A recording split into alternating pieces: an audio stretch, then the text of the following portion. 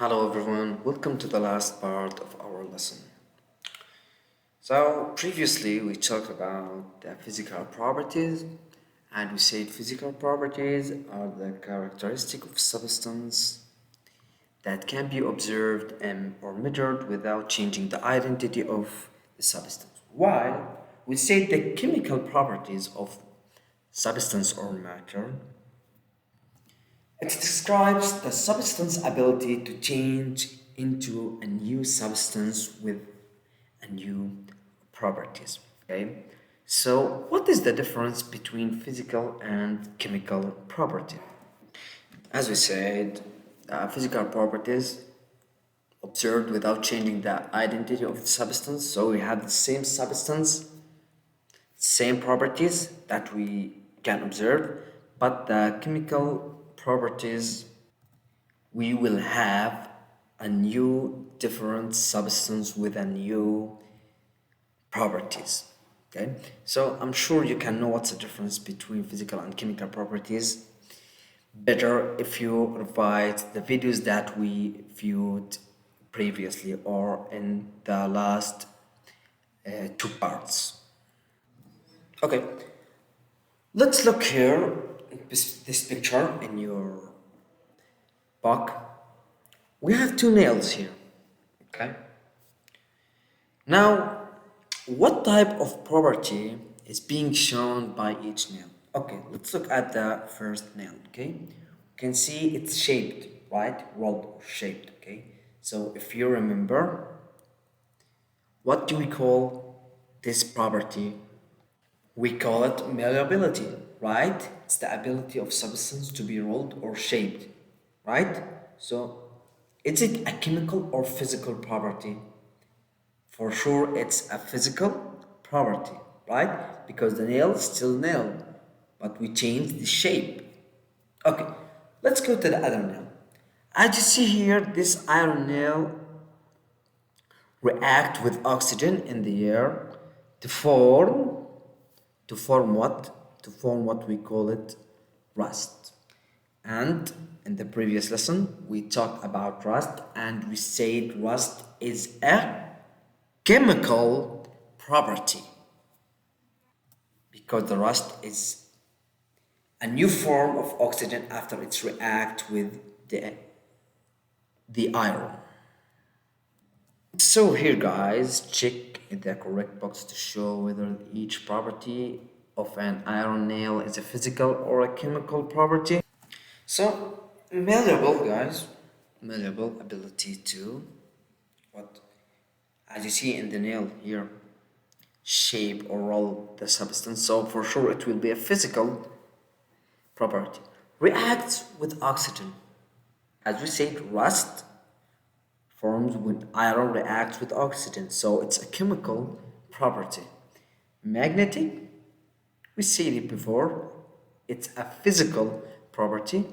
Non-flammable, it's a chemical property. Now let's talk about how can physical and chemical properties identify a substance. Now guys, sometimes we can observe that there is more than one metal, okay, or the more than one material share some of the chemical and physical properties, okay? So we have to know, okay, more about the physical and chemical properties of these two substances that they share some of the physical and chemical properties, okay, to differentiate between them. Okay, now let's have or take an example. Um, we have the gold and we have the iron pyrite, okay? Gold and iron pyrite share both color and location. Now guys, this is the iron pyrite and this is gold. So iron pyrite, gold. So you can observe that they have the same color, right? And by the way, in a place that we will find the gold, for sure we will find the iron pyrite. So we may make some mistakes, okay, and take the iron pyrite and thought it was what a gold. So, how can we differ between them? Okay, let's watch this video together to know how can we know the difference between gold and pyrite. Okay, so I just thought I'd do a little video here. So some people have been emailing me and asking if I can do a video on how to tell the difference between iron pyrite and gold. So the first thing you want to look for is your shine. When viewing pyrite with the naked eye, pyrite will glisten and shine only when it's in the perfect light. The edges will look sharp and kind of layered, whereas your gold will not. Gold will shine no matter what angle and no matter the lighting. So your next thing is hardness. If you get a piece of copper and try and scratch the copper with the gold, it won't scratch it because gold is a 2.5 to 3 on the Mohs scale and copper is just over 3. So your pyrite is about 6 to 6.5 on the Mohs scale. So pyrite will scratch quite a few things, whereas your gold won't scratch the pyrite, and your gold will not scratch the copper as well. So the next thing is residue. If you have a porcelain plate and you scratch your gold against it, it'll kind of leave a yellowy, buttery looking residue, whereas pyrite will leave more of a greenish, blackish, powdery streak.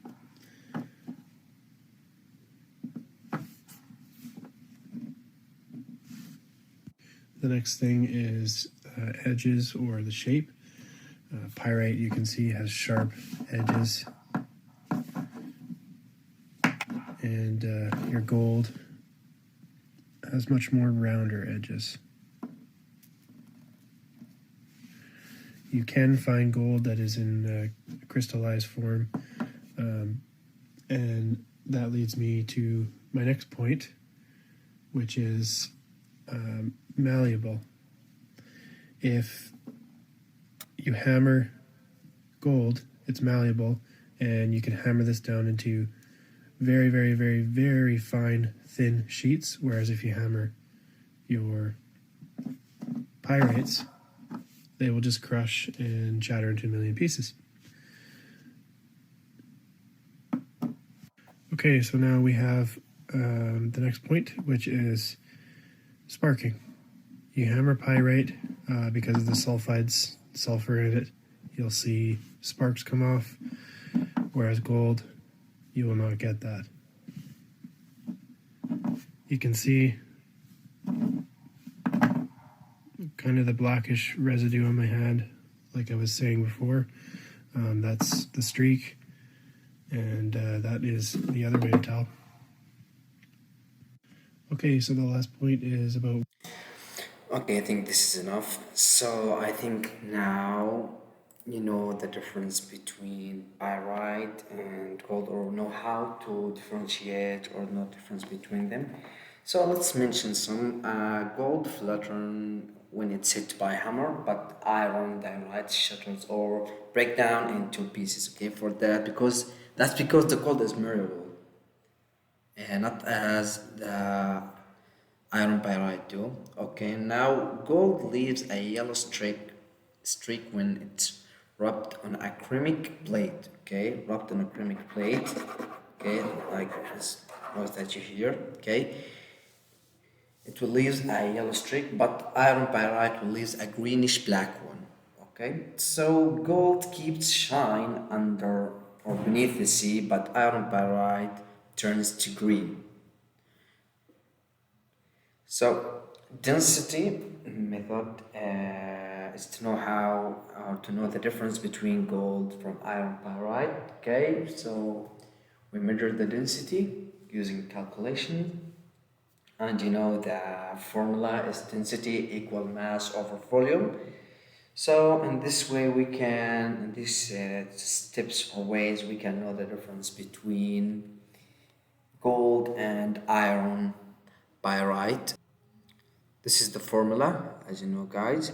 So sometimes you have to do calculations. You will take the mass, then the volume. You will divide the mass on the volume, then you will take the density. So you will know by this way if it gold or iron pyrite.